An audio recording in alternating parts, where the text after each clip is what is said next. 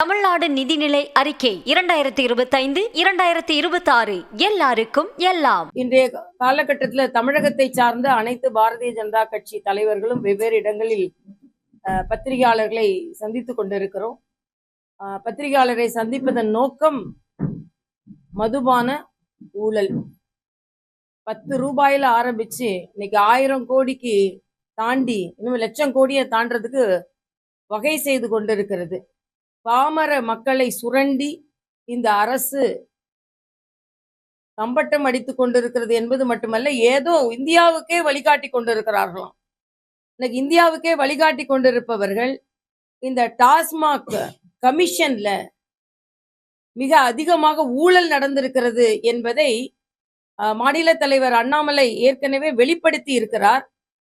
இதுல என்ன சொல்றாருன்னா, செந்தில் பாலாஜி 1000 கோடி அப்படின்னு அவங்க சொல்றதுக்கு முன்னால அண்ணாமலைக்கு எப்படி தெரியும் அப்படின்னு கேட்கிறாரு. ஊருக்கே தெரியுது, இதே பத்திரிகைக்காரங்க தானே எழுதி கொண்டிருந்தீர்கள். 10 பைசால இருந்து 30 பைசா கமிஷன் வாங்கப்பட்டு கொண்டு இருக்கிறது. 5040 டாஸ்மாக் கடைகள் தமிழகம் முழுவதும் இருக்கிறது. இதுல நீங்க நினைவு கூர்ந்தீர்கள் என்றால், சில நாட்களுக்கு முன்னால் பார் அசோசியேஷன் நான் வக்கீல் பார் அசோசியேஷன் சொல்லல, டாஸ்மாக் பார் அசோசியேஷன் அவங்க ஒரு கூட்டம் போட்டு என்ன சொன்னாங்கன்னா, இந்த டாஸ்மாக் கடையிலையும் எங்களுக்கும் இவங்க கரூர் பார்ட்டி கேட்கிற கமிஷனை கரூர் பார்ட்டி கராரா கேட்கிறாங்க. இந்த கரூர் பார்ட்டி கேட்கிற கரார் கமிஷனை எங்களால கொடுக்க முடியல அப்படின்னு சொல்லி ஏற்கனவே தமிழ்நாடு டாஸ்மாக் பக்கத்துல பார் வைத்திருக்கிற அசோசியேஷனை சார்ந்த அந்த முதலீடு செய்திருப்பவர்கள் எல்லாம் ஏற்கனவே ஒரு குற்றம் சாட்டி இருந்தார்கள். அது மட்டுமல்ல, இது பல எஃப்ஐஆர்கள் பதிவு செய்யப்பட்டிருக்கிறது.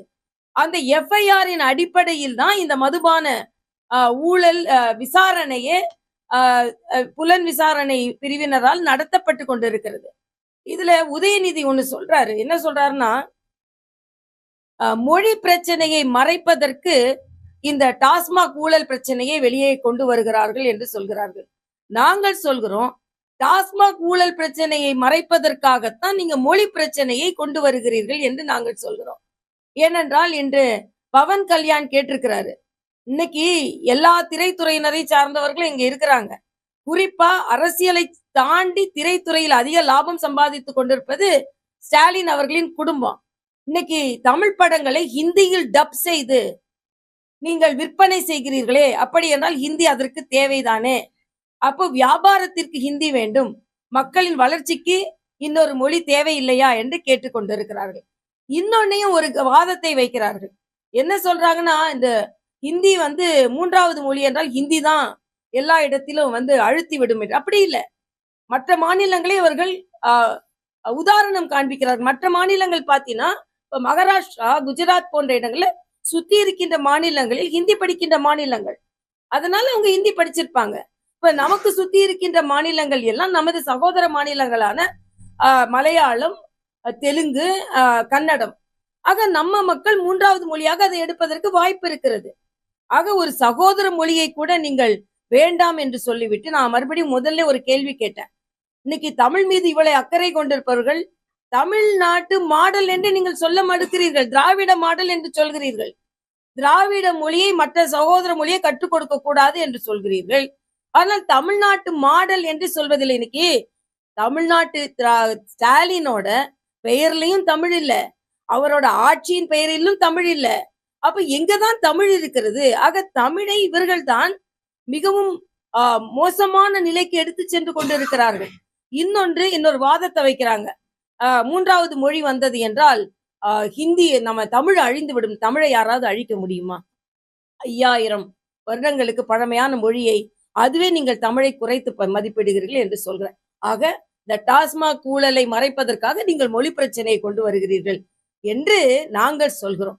ஆனா நீங்க சொல்றீங்க, தம்பி உதயநிதி சொல்றாரு, அதாவது இந்த மொழி பிரச்சனையை மறைப்பதற்கு டாஸ்மாக் எஃப்ஐஆரின் அடிப்படையில் வந்த குற்றங்களின் அடிப்படையில் நான் பத்திரிகை சகோதரர்களே கேட்கிறேன். இதுக்கு முன்னாலே எத்தனையோ பத்திரிகைகள் எழுதப்பட்டிருக்கிறது.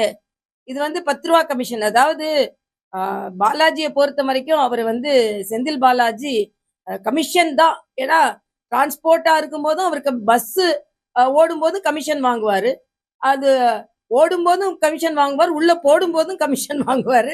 ஆக எல்லாத்துலயும் கமிஷன் வாங்குற ஒரு நபரை வைத்துக்கொண்டு இன்னைக்கு மிக துணிச்சலாக பேசிக் கொண்டிருக்காரு. இவரை எதிர்த்து வழக்கு தொடர்ந்ததே இன்னைக்கு முதலமைச்சர் ஸ்டாலின் தான். அதுக்கு என்ன பதில் சொல்ல போகிறார்? ஆக ஜாமீனில் வெளியே வந்து இன்னும் குற்றம் நிரூபிக்கப்பட்ட வேண்டிய சூழ்நிலையில இன்னைக்கு இருந்து கொண்டு எங்களை பற்றி எங்களை குறை சொல்லிக் கொண்டிருக்கிறார்கள். இன்றைக்கு தமிழக மக்கள், நான் ஏற்கனவே சொன்னேன், இன்று 2026 தேர்தலை எதிர்கொள்ள போவது மணல் கொள்ளையும் மது கொள்ளையும் தான். தமிழ்நாடு நிதிநிலை அறிக்கை 2025-2026 எல்லாருக்கும் எல்லாம். செய்திகளை உடனுக்குடனும் துல்லியமாகவும் தெரிந்து கொள்ள சப்ஸ்கிரைப் பண்ணுங்க.